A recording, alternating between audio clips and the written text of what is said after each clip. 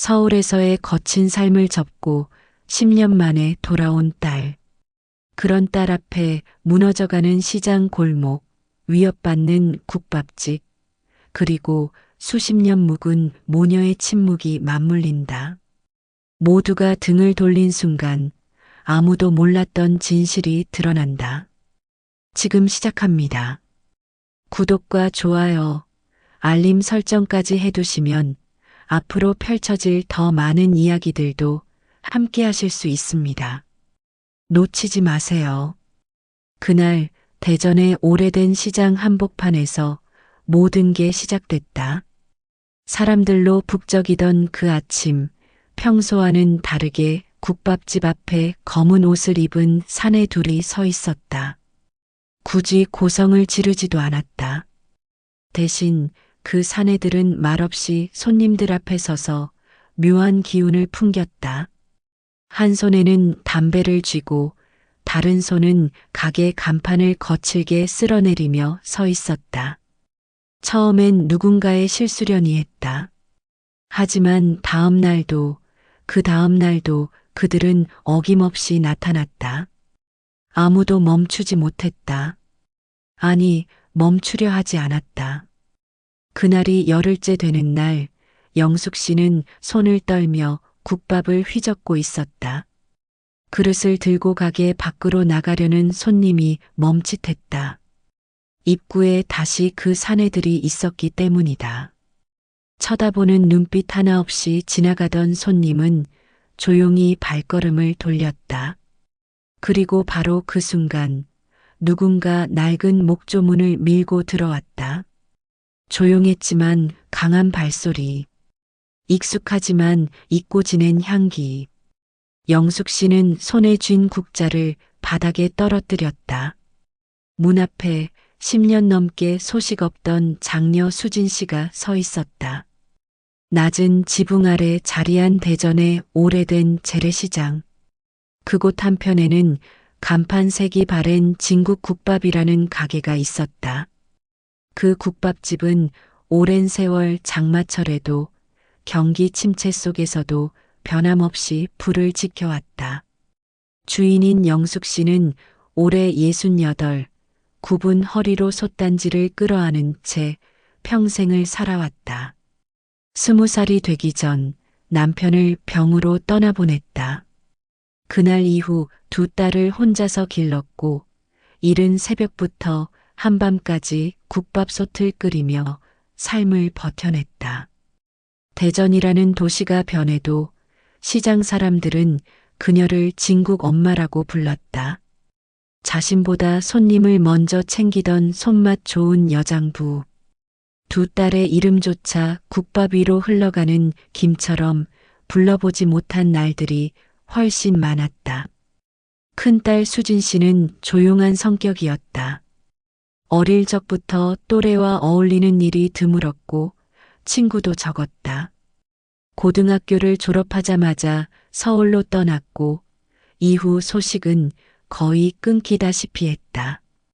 돌이켜보면 편지 한 장, 전화 한 통 없이 흘러간 세월이 10년이 넘었다. 남겨진 작은 딸은 비교적 평범한 삶을 택했다. 영숙 씨 곁에 남아가게 일을 도우며 그럭저럭 살아갔다. 수진 씨는 그와 달랐다. 사라지듯 떠났고 어떤 이유도 남기지 않았다. 어디서 무엇하며 사는지, 위험한 일은 아닌지 엄마는 알지 못했다. 시장 사람들은 누구 하나 수진 씨 이야기를 꺼내지 않았다. 국밥집에서 수진 씨 얘기를 하면 괜히 영숙 씨가 말없이 뚝 끊긴 대답으로 자리를 피하곤 했기 때문이다. 그런 가운데 대전의 구도심은 변화를 맞고 있었다. 재개발 바람이 불기 시작했다. 도로가 넓어진다는 소문, 대형마트가 들어온다는 계획, 건물주들의 회유, 그리고 따라붙은 서류와 설명회들. 하지만 정작 장사를 하는 사람들에게는 날벼락이었다. 재개발이란 명목 아래 누군가 건물주를 부추겼고 임대료는 2배 이상 치솟았다. 철거 예고장이 도착한 날부터 시장엔 긴장감이 맴돌았다. 그 중심에는 기태 씨가 있었다. 48, 이름은 몰라도 얼굴은 시장에 익숙한 인물. 겉으로는 지역 건설 사업체의 이사라 소개하지만 오래된 상인들은 알고 있었다. 그는 조폭 출신이었고 몇 년 전부터 대전 구도심 재개발 구역마다 어김없이 모습을 드러내곤 했다. 무리들과 함께 시장을 돌며 임차인들에게 말을 흘렸다. 이참에 정리하시죠. 건물주가 안 좋게 나오면 피곤해지실 수도 있어요. 같은 말이었다. 처음엔 말로 시작된 일이었다. 그리고 국밥집 앞에 검은 셔츠의 남자들이 매일 찾아오는 날들이 이어졌다. 가게 앞을 막고 선 채 손님들의 동선을 방해했고 때론 헛기침과 담배 연기로 장사 분위기를 망쳤다. 멀리서는 소리 지르지 않고도 위협할 수 있는 방식. 경찰에 신고해도 소용없었다. 떠나면 그만이고 다시 오면 그뿐이었기 때문이다. 영숙 씨는 괜찮다며 버텼다. 이런 일 흔하다는 말로 시장 이웃들을 안심시켰지만 밤이면 잠이 오지 않았다.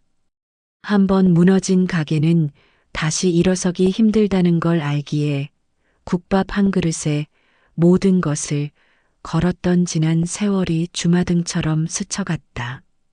그러던 어느 날 10년 동안 연락 없던 수진 씨가 돌아왔다. 낯선 듯 익숙한 얼굴. 그녀는 아무 말도 하지 않았다. 시장 사람들은 멀찍이서 그 모습을 지켜봤다. 단정하게 묶은 머리, 단단한 어깨, 그리고 유난히 날카롭게 빛나던 눈동자. 수진 씨는 마치 전혀 다른 세상을 살아온 듯한 얼굴이었다. 가게에 들어오자마자 CCTV 모니터 앞에 앉았다. 말을 걸기 어려울 만큼 집중하고 있었고 손에는 작은 수첩이 들려 있었다. 국밥집의 출입문, 가게 외부의 블라인드 각도, 가스배관 위치까지 세세히 기록했다. 영숙 씨는 그런 딸을 멍하니 바라보며 도무지 무슨 일을 겪은 것인지 가늠할 수조차 없었다. 그날 밤 수진 씨는 가게 뒤편의 창고에서 낡은 공구들을 꺼내기 시작했다. 아무 말도 없이 조명을 교체하고 가게 옆 골목에 CCTV를 새로 설치했다. 뭘 하는 거니? 라는 질문조차 할 수 없을 만큼 그 눈빛은 냉정하고 단단했다. 무언가가 시작되려 하고 있었다. 그 누구도 심지어 영숙 씨 자신조차 알지 못한 진실과 함께 그날 아침 시장 골목은 유난히 조용했다. 유난히 바람도 덜 불고 익숙한 상인들의 인사소리도 평소보다 작게 느껴졌다. 국밥집 문을 열던 순간 영숙 씨는 가슴 한쪽이 싸늘하게 식는 기분을 느꼈다. 오늘도 어김없이 검은 셔츠를 입은 사내들이 가게 앞에서 서성이고 있었다.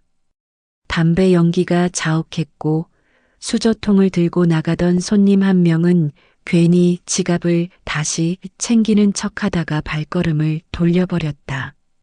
기태 씨의 무리였다. 전날 저녁 수진 씨가 국밥집에 돌아왔다는 소식이 그들에게도 퍼진 듯했다. 얼굴을 감싸듯 모자를 눌러 쓴 한 사내는 일부러 수진 씨를 바라보며 헛웃음을 지었다. 새로 일보는 사람이냐는 투로 쳐다보던 시선. 도발이었다. 말 대신 분위기로 휘두르는 칼 같은 위협이었다. 수진 씨는 그날도 묵묵히 CCTV 모니터 앞에 앉아 있었지만 시선은 창문 너머의 그림자에 고정돼 있었다. 그들의 발걸음, 손짓, 고개를 기울이는 방향까지 모든 것을 눈에 담았다. 정적을 깨듯 들려오는 의자 끄는 소리, 국밥집 내부는 점점 얼어붙고 있었다. 그리고 드디어 작은 충돌이 터졌다. 무리 중 한 명이 일부러 가게 문턱을 차고 들어왔다. 컵을 떨어뜨린 손님의 어깨를 툭 치며 자리를 차지했다. 아줌마, 국밥 하나 줘봐요. 목소리엔 노골적인 냉소가 섞여 있었다. 다른 손님들은 국물도 다 비우지 못한 채 자리를 떴다. 영숙 씨는 국자를 든 손을 내려놓은 채 아무 말도 하지 못했다. 가슴속 어딘가에서 끓어오르는 분노보다도 자신을 쏟아부은 가게가 이렇게 무너져가는 현실이 더 아프게 와닿았다.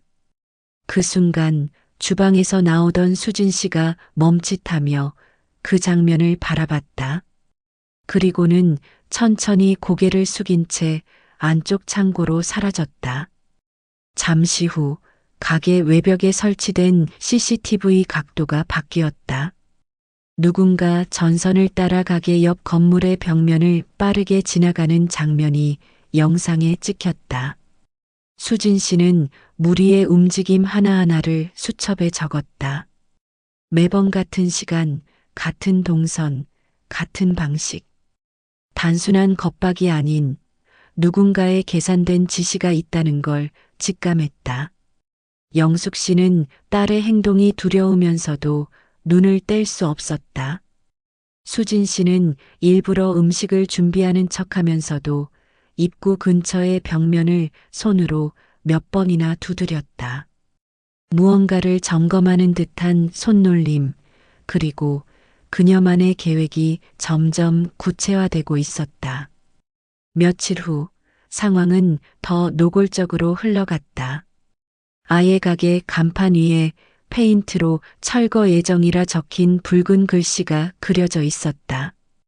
영숙 씨는 간판을 바라보며 말없이 서 있었고 수진 씨는 그 모습을 뒤에서 지켜봤다. 엄마의 어깨가 그 어느 때보다 작아 보였다. 그때 수진 씨의 손이 조용히 주먹을 움켜쥐었다. 얼굴엔 단단한 결의가 떠올랐다. 기태 씨는 시장 전체를 통제하고 있었다. 이미 여러 가게는 문을 닫았고 몇몇 상인들은 떠밀리듯 계약 해지를 했다. 국밥집만이 끝까지 남아 버티고 있었다.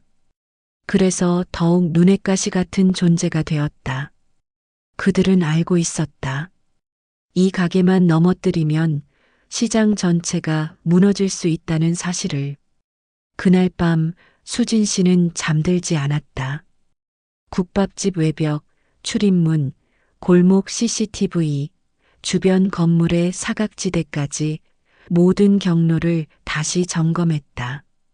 새벽 4시 모든 것이 준비되었다.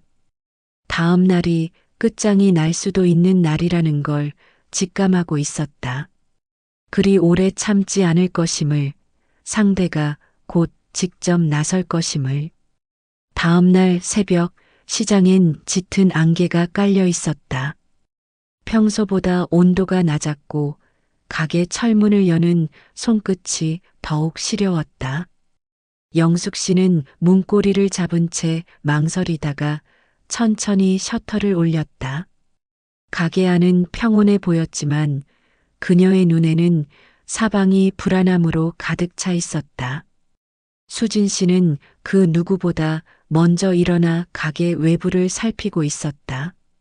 주변 건물의 창문, 담벼락, 차 안, 골목 끝에 그림자까지 모든 것이 감시받고 있다는 듯한 느낌. 그 느낌은 곧 현실이 되었다. 오전 10시, 늘 같은 시간. 그러나 오늘은 달랐다. 검은 셔츠 대신 붉은 점퍼를 입은 남자들이 5명이나 나타났다. 그들은 의도적으로 문 앞을 가로막았고 이내 한 명이 가게 문을 손바닥으로 쾅 하고 쳤다. 손님 한 명이 놀라 소리를 질렀고 테이블을 닦던 영숙 씨는 몸을 돌려 수건을 바닥에 떨어뜨렸다. 그만 나가십시오. 오늘부턴 영업 안 하시는 게 좋을 겁니다. 말은 낮게 들렸지만 공기 전체가 뒤틀리는 듯한 긴장감이 흘렀다. 그때 수진 씨는 아무 말 없이 주방 뒤편에서 나타났다.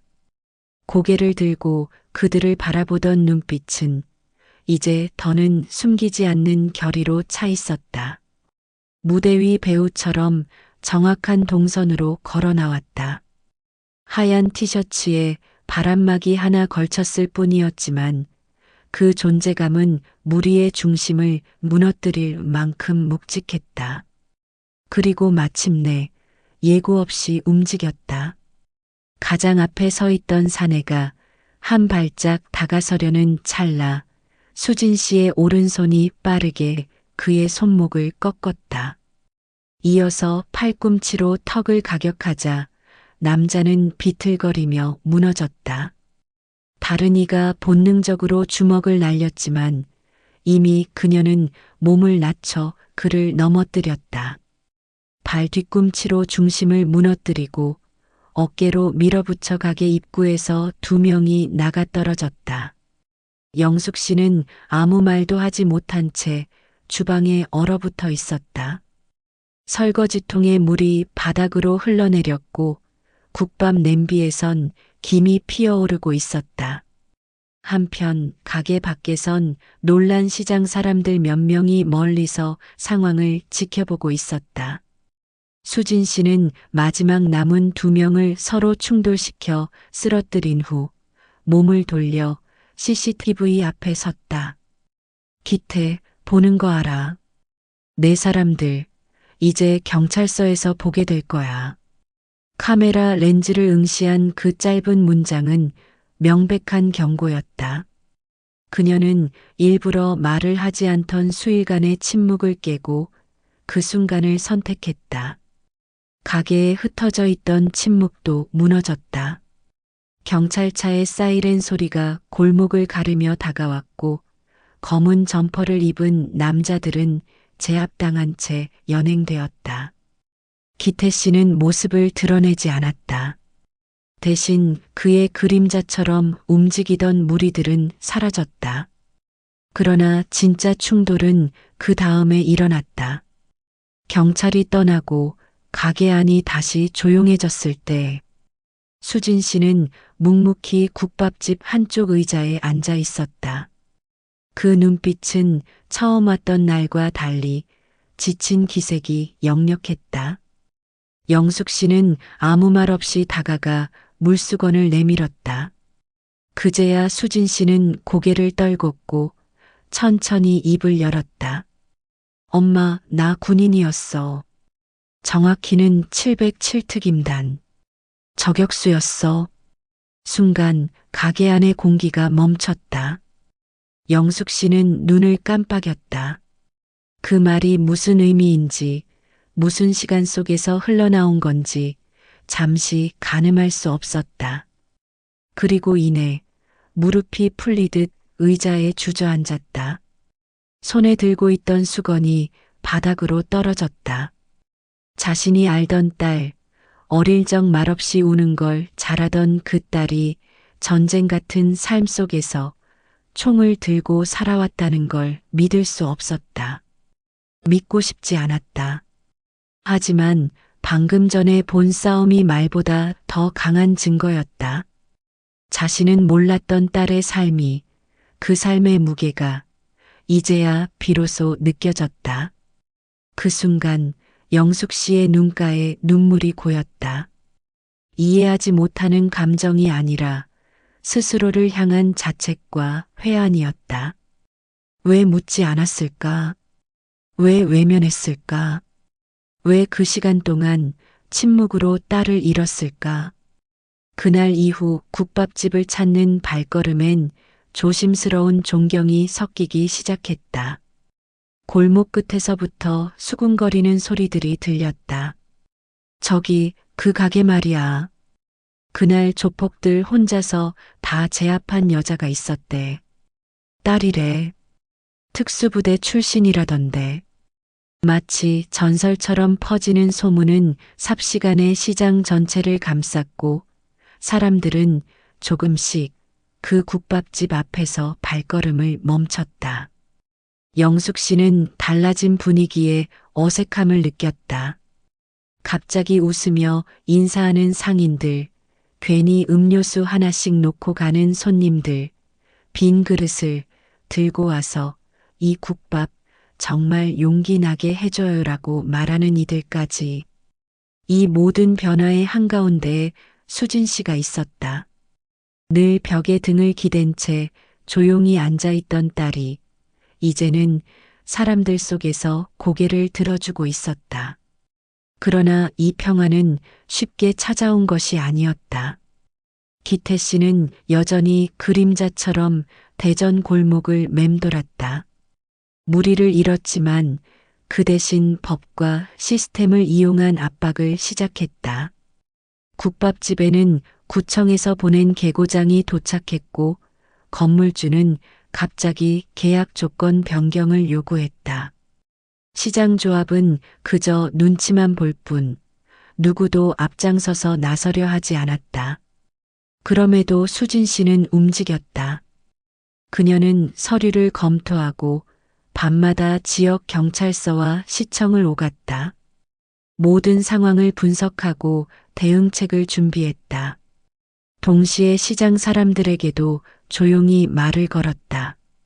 가게 지키고 싶으시면 서명부터 받아야 해요. 그녀는 감정이 아닌 논리와 전략으로 움직였고 시장 사람들은 그 확고한 의지에 조금씩 응답하기 시작했다. 시장의 분위기는 변하고 있었다. 작은 생선가게, 오래된 세탁소, 군밤을 굽는 트럭까지 모두 각자의 자리에서 움직이기 시작했다. 시장 조합장이 슬그머니 찾아와 수진 씨에게 도움을 요청해도 되겠냐고 말할 정도로 그녀는 어느새 구심점이 되고 있었다. 영숙 씨는 매일 새벽 딸의 뒷모습을 바라보며 묘한 감정에 잠겼다. 어릴 적에도 수진 씨는 말수가 적었지만 손끝은 늘 분주했다. 어릴 때 엎어진 국을 말없이 닦고 동생이 울면 아무 말 없이 옆에 앉아주던 아이였다. 지금도 변함없었다. 다만 그 손이 이제는 국자가 아닌 시장 전체를 지탱하고 있는 듯했다. 그러던 어느 날 국밥집 옆 빈 가게에서 공사가 시작되었다. 조용히 간판 하나가 걸렸다. 시큐라인 보안. 수진 씨가 준비한 보안 컨설팅 사무실이었다. 시장 상인들을 대상으로 CCTV 설치, 야간 순찰, 경호 컨설팅까지 담당하는 곳이었다. 처음엔 다들 조심스러워했지만 밤마다 어두운 골목을 혼자 지키는 그녀의 모습에 믿음은 빠르게 자리를 잡았다. 기태 씨는 더 이상 시장 안으로 들어오지 않았다. 대신 주변 개발업자들을 부추겨 또 다른 압박을 시도했지만 이번엔 시장조합이 먼저 맞섰다. 수진 씨가 정리한 서류, 영상 증거, 그리고 상인들의 연대 서명은 무엇보다 강력한 방패가 되어 주었다. 구청과 시청도 여론을 무시하지 못했다. 시장은 지켜졌다. 영숙 씨는 변화를 실감했다. 손님이 늘었고 국밥이 더 자주 끓었다. 무엇보다 딸과 함께 보내는 시간이 생겼다. 말수는 여전히 적었지만 같은 국물 앞에서 마주 앉아 웃는 시간이 조금씩 늘어났다. 밤이 되면 수진 씨는 보안 사무실에 들러 하루를 정리했고 가끔은 직접 가게 불을 끄는 일도 맡았다. 그날 밤 시장 골목에는 늦게까지 불이 꺼지지 않았다.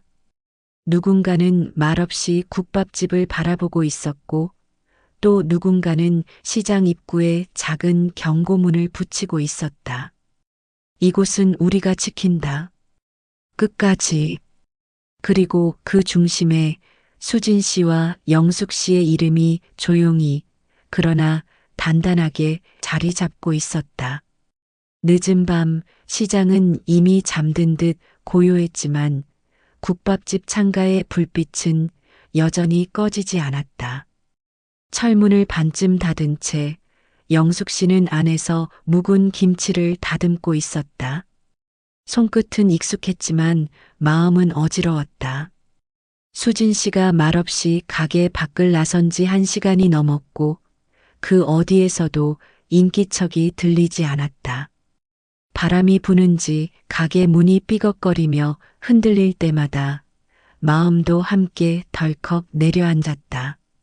수진 씨는 그 시간 시장 뒷골목 어두운 주차장 앞에 서 있었다.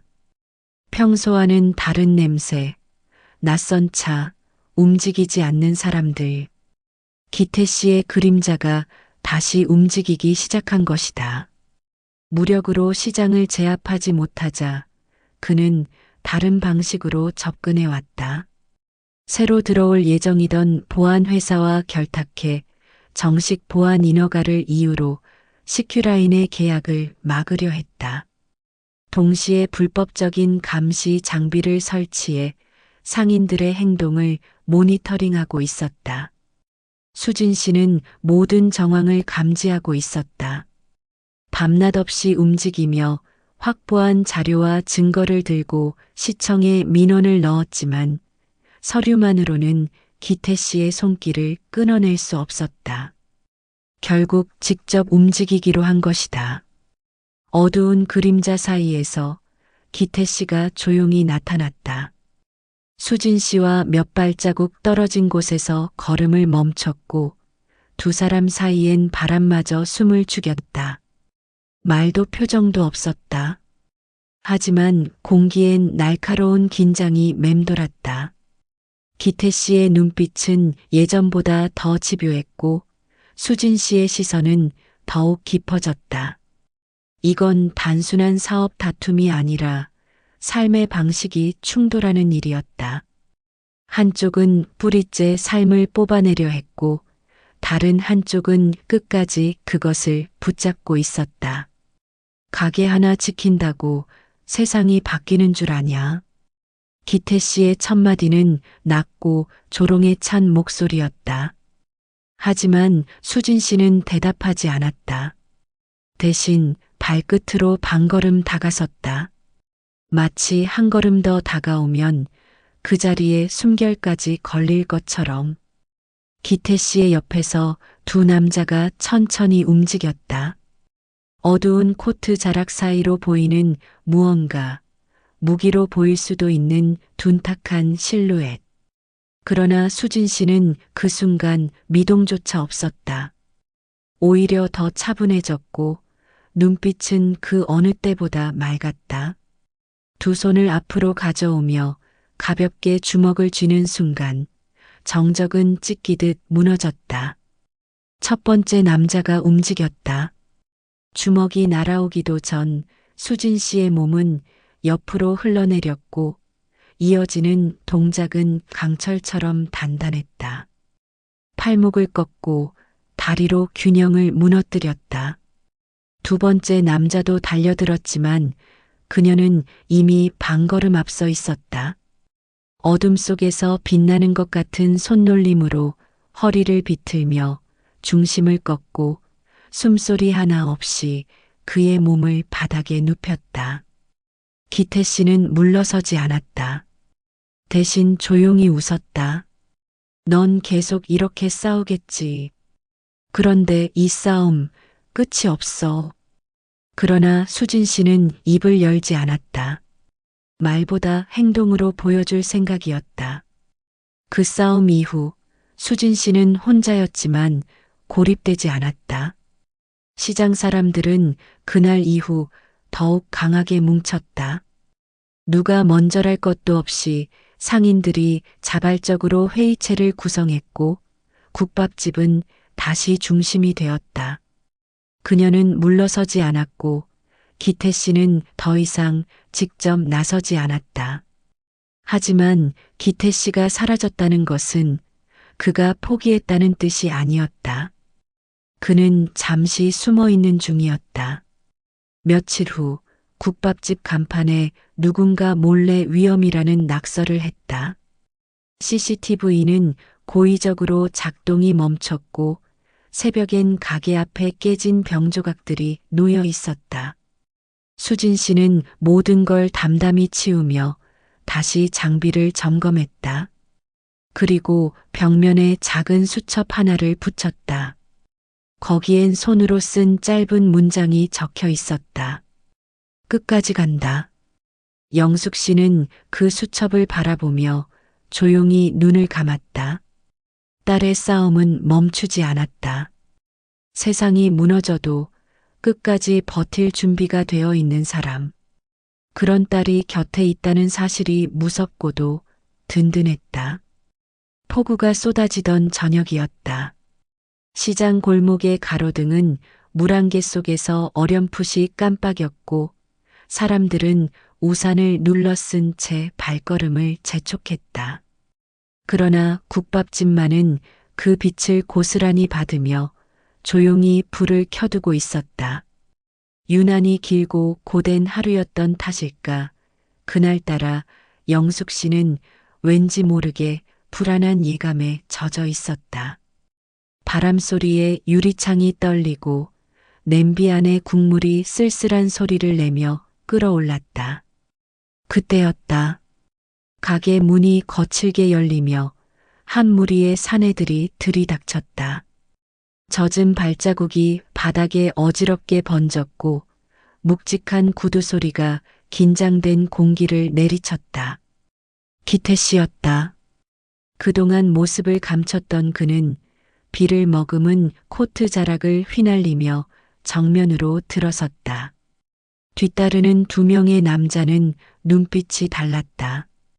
평소의 무기력한 위협이 아니었다. 이번에는 분명 무언가를 끝내려는 의지가 깃들어 있었다.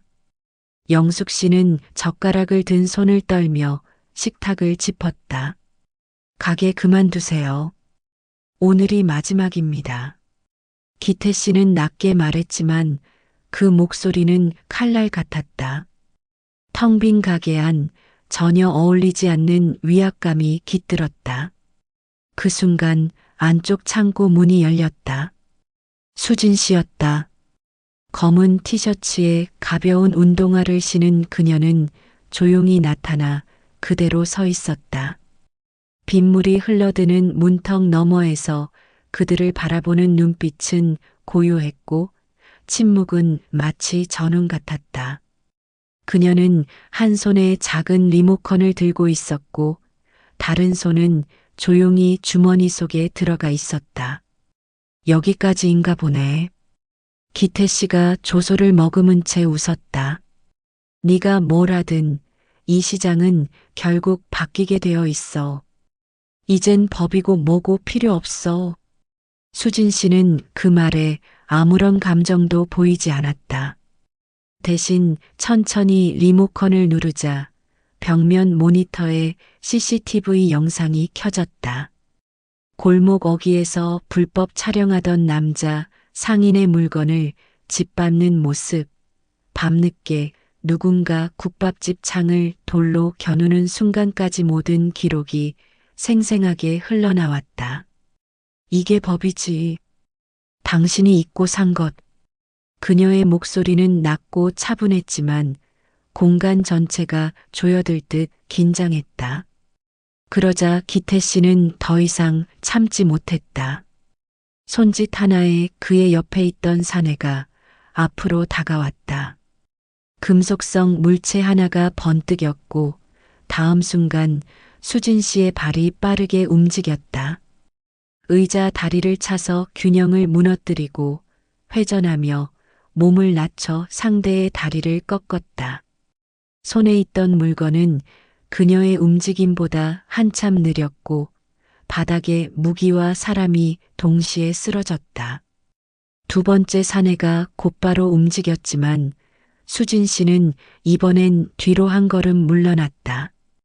그와 동시에 벽에 설치된 경보 버튼을 눌렀고 시장 전체에 알람이 울리기 시작했다. 다급히 달려드는 사내를 제압하는 데는 단 몇 초가 걸렸다. 벽을 활용한 반격, 상대의 힘을 이용한 제압. 그녀의 동작은 군더더기 없는 훈련된 리듬으로 이뤄졌다. 기태 씨는 더는 웃지 않았다. 입꼬리는 내려갔고 눈은 흔들렸다. 내가 뭘 안다고 이 시장을 지켜? 그 질문엔 분노와 혼란이 뒤섞여 있었다. 수진 씨는 천천히 고개를 숙였다. 난 여기에서 태어났어요. 이 냄새, 이 거리, 이 사람들, 그걸 지키는 게 내가 해야 할 일이에요. 바로 그때 시장 입구에서 여러 명의 발소리가 다가왔다. 경찰이었다. 영숙 씨가 미리 연락을 해둔 것이었다. 누군가 창밖을 가리키며 기태 씨에게 말을 걸었고 이내 그도 느낀 듯 물러서기 시작했다. 하지만 그 눈엔 아직 분노가 남아 있었고 그것은 언제든 다시 덤빌 수 있다는 징후였다. 영숙 씨는 수진 씨에게 다가가 아무 말 없이 그녀의 손을 꼭 잡았다. 젖은 손, 떨리는 온기. 그리고 그 순간 모녀의 눈빛이 처음으로 마주했다. 긴 시간 멀어져 있던 마음이 서로에게로 천천히 다가가고 있었다. 기태 씨가 경찰에게 연행된 그날 밤, 시장의 하늘엔 어김없이 비가 내렸다. 사람들은 조용히 문을 닫고 집으로 돌아갔지만 국밥집의 불은 끝내 꺼지지 않았다. 의자에 앉은 수진 씨는 흙 묻은 손등을 바라보다 조용히 숨을 내쉬었다. 아직도 손끝이 얼얼했고 뺨 한쪽은 누군가의 주먹에 부딪혀 푸르게 멍이 올라 있었다. 하지만 표정만큼은 한없이 담담했다. 그녀는 경찰 조사에서 단 한마디도 흐트러지지 않았다. 감정 없이 상황을 설명했고 CCTV 기록과 불법 감시 장비의 자료를 정리해 담당 형사에게 전달했다. 경찰은 현장 증거와 영상을 확보한 뒤 바로 구속영장을 청구했고 시청에도 보고가 올라갔다. 기태 씨와 연계된 부동산 중개업자, 유령법인들까지 조사 대상에 오르게 되었다. 그 모든 과정을 마친 뒤 수진 씨는 곧장 시장으로 돌아왔다. 그리고 아무렇지 않은 얼굴로 가게 문을 열었다. 영숙 씨는 가스레인지를 켜고 솥에 다시 국물을 붓고 있었다. 말없이 국자를 건넨 손, 무언의 인정이었고 미안함이었다. 가게는 어떻게든 돌아가야 해. 영숙 씨의 한마디에 수진 씨는 말없이 고개를 끄덕였다. 두 사람은 서로의 말을 많이 하진 않았지만 그날따라 부엌 안의 공기는 조용하고 따뜻했다. 며칠 뒤 시장은 다시 활기를 띠기 시작했다. 수진 씨의 시큐라인 보안 사무실엔 매일 아침 시장 상인들이 모였다. 오늘은 어디 CCTV를 더 설치할지, 야간 순찰은 몇 시에 시작할지, 재개발 정보 공유를 어떻게 해야 하는지 그녀는 모든 걸 논리적으로 정리해 설명했다. 한쪽에선 반찬가게 주인이 작은 라디오를 틀어놓았고 고소한 튀김 냄새가 골목을 채웠다. 고등어를 굽던 노점 아주머니는 수진 씨에게 조심스럽게 삶은 달걀을 건넸고 그녀는 그걸 받아 조용히 웃었다. 시장엔 더 이상 그들의 그림자가 없었다. 대신 그 자리를 채운 것은 서로를 지키려는 마음과 연대였다. 시청에서도 긍정적인 변화가 일었다. 기자들이 사건을 다루며 국밥집 모녀의 시장 지키기라는 제목으로 기사를 내보냈고 지역 방송국에서도 인터뷰 요청이 들어왔다. 영숙 씨는 인터뷰를 사양했지만 수진 씨는 상인 대표 자격으로 재개발 문제의 구조적 문제를 조용히 짚어냈다. 그녀의 말은 단정했고 강했으며 무엇보다 진심이 느껴졌다. 하지만 그 와중에도 수진 씨는 경계를 늦추지 않았다. 자신이 한번 마주했던 그림자는 언제든 다시 모습을 바꿔 돌아올 수 있다는 걸 알고 있었기 때문이다. 그녀는 시장 전역의 보안 시스템을 새롭게 설계했고 각 가게마다 비상벨을 설치했다. 밤이면 직접 골목을 돌며 불빛을 확인했고 종종 골목 끝에서 혼잣말로 중얼이는 소리를 들었다. 여기까진 못 돌아올 거야. 영숙 씨는 딸의 등을 바라보며 생각했다. 내가 지킨 줄 알았던 아이가 결국 나를 지켜줬구나. 국밥 한 그릇을 팔기 위해 새벽마다 불을 피우던 그 긴 세월 속에서 알지 못했던 딸의 시간들이 고요히 스며들고 있었다. 그날 저녁 가게 앞 평상에 앉은 두 사람. 말없이 나란히 앉아 지나가는 사람들을 바라보았다. 처음으로 둘 사이에 침묵이 어색하지 않았다. 말이 필요하지 않았다. 뜨거운 국밥과 어깨에 내려앉은 따뜻한 손, 그것만으로도 충분했다. 그리고 그 순간 이 모든 싸움이 끝난 것이 아니라는 사실도 이제 함께라면 견뎌낼 수 있다는 믿음도 동시에 다가왔다. 며칠이 지나 대전의 여름은 조금씩 끝자락을 드러내기 시작했다. 시장 골목엔 아침마다 풀벌레 소리가 더 또렷하게 들렸고 철물점 앞엔 겨울용 연탄이 쌓이기 시작했다. 국밥집 앞 평상엔 손님들이 삼삼오오 모여 국물 한 숟갈에 하루의 피로를 풀고 있었고 고개를 끄덕이며 나가는 이들마다 여긴 참 든든해라는 말을 남기고 갔다. 영숙 씨는 주방 한쪽에서 땀을 닦으며 조용히 가게를 후쳤다. 수진 씨는 출근 전 CCTV 전원을 점검하고 상인의 게시판에 공지문 하나를 붙이고 있었다. 야간 순찰 지역 확대 긴급 알림 시스템 2차 도입 예정. 딸의 손길이 닿은 그 종이는 단순한 안내문이 아니라 누군가에게는 위로요, 누군가에게는 용기였다. 하지만 모든 것이 완전히 끝났다고 믿기엔 아직 남은 파장이 있었다. 기태 씨는 구속됐지만 그가 얽혀있던 개발업체들은 여전히 살아있었다. 며칠 전 시청에서 연락이 왔다. 국밥집 건물이 포함된 구역의 재개발 심의가 다시 상정된다는 소식이었다. 수진 씨는 회의 자료를 입수했고 계획도면 속 철거 대상 건물 목록에 붉은 줄로 표시된 국밥집 주소를 확인했다. 그녀는 조용히 눈을 감고 한숨을 내쉬었다. 싸움은 끝난 줄 알았지만 세상은 그렇게 단순하지 않았다. 힘으로 밀어붙이지 않는 대신 문서 한 장으로 사람을 내모는 방식. 이전과는 다르지만 어쩌면 더 치밀한 공격이었다. 그러나 이번엔 혼자가 아니었다. 상인회는 즉시 비상회의를 열었고 자발적인 모금이 시작됐다. 재개발 반대 서명운동은 인근 동네까지 퍼져나갔고 지역 시민단체들도 관심을 보이기 시작했다.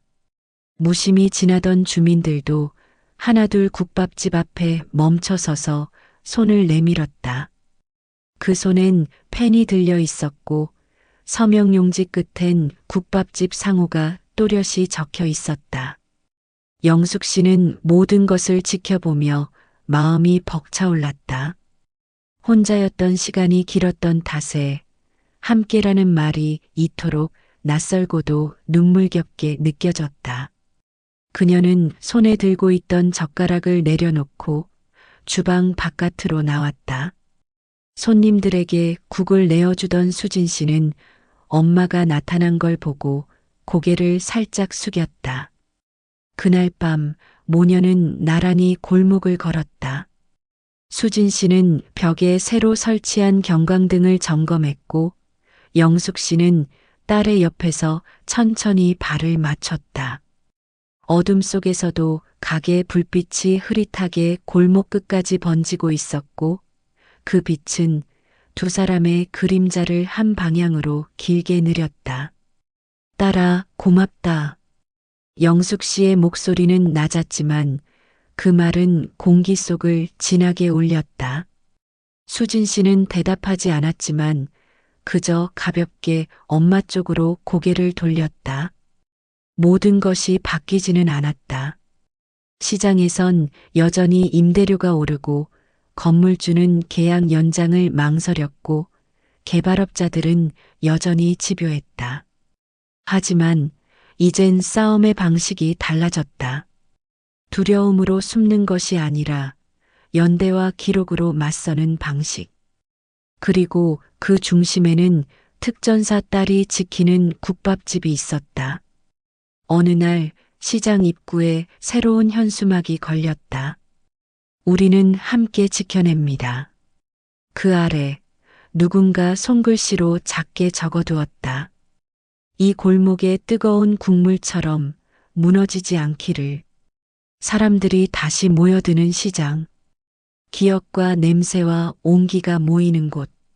그리고 그곳에서 모녀의 하루도 다시 시작되고 있었다.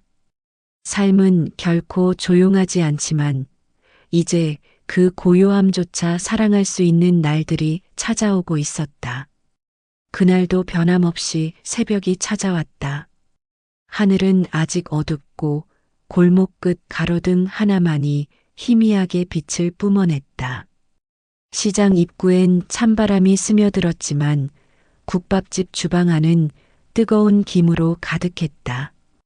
커다란 솥에서 국물이 끓어오르며 은은한 향이 퍼졌고 그 냄새를 따라 하나둘 상인들이 고개를 내밀기 시작했다. 그들은 이제 예전처럼 조심스럽지 않았다.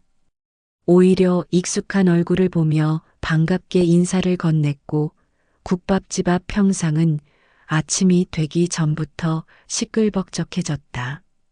영숙 씨는 솥뚜껑을 열며 조용히 웃었다. 그 옆에선 수진 씨가 물컵을 닫고 있었다. 예전 같았으면 상상도 못했던 장면. 말이 없던 딸이 주방에 함께 서 있다는 사실이 아직도 신기했다. 하지만 그것은 이제 기적이 아니라 일상이 되어가고 있었다. 기태 씨는 결국 법의 심판을 받았다. 불법적인 재개발 강행, 조폭과의 연계, 불법 감시 장비 설치 등으로 중형이 선고되었고 지역 개발업체들도 다수 계약 해지 조치를 당했다. 뉴스에선 시장 골목의 작은 반란, 국밥집 모녀가 이끈 정의의 발걸음 같은 제목들이 연이어 나왔다. 그러나 정작 그 중심에 있던 두 사람은 그저 똑같이 솥을 지켰다. 시장엔 더 이상 낯선 그림자가 어슬렁거리지 않았다.